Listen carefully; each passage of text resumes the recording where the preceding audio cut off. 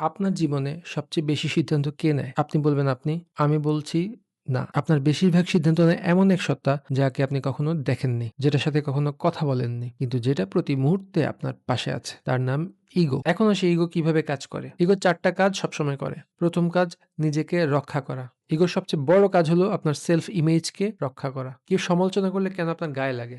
কারণ ইগো মনে করে এটা আমার উপর আক্রমণ। ইগোর ২য় কাজ হচ্ছে সবসময় সঠিক থাকতে চাওয়া। ইগো সবসময় ভয় পায় ভুল স্বীকার করতে। কারণ ইগোর কাছে ভুল মানে আমি ছোট হয়ে গেলাম। তাই মানুষ ভুল করেও ভুল স্বীকার করে না।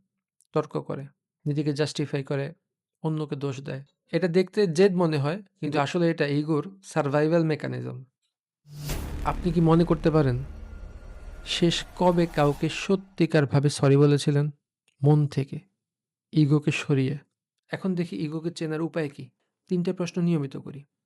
প্রশ্ন ১, আমি যে এটা করছি আমি কি সত্যি এটা বিশ্বাস করি? নাকি মানুষ কি ভাববে সেজন্য করছি?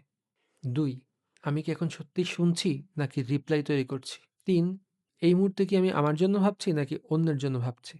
ইগো সবকিছুকে নিজের দিকে টানে। এই প্রশ্নটা সেই টান সম্পর্কে আপনাকে সচেতন করে। এই মুহূর্তে আপনার ভেতরে কি এমন কোনো একটা অংশ আছে যে এই কথাগুলো শুনে একটু আনকমফোর্টেবল ফিল করেছে? সেই আনকমফোর্টেবল ফিলিংটার দিকে একটু মনোযোগ দিন। সেখানে আপনার ইগো আছে এবং সেখানেই সবচেয়ে বড় কাজ।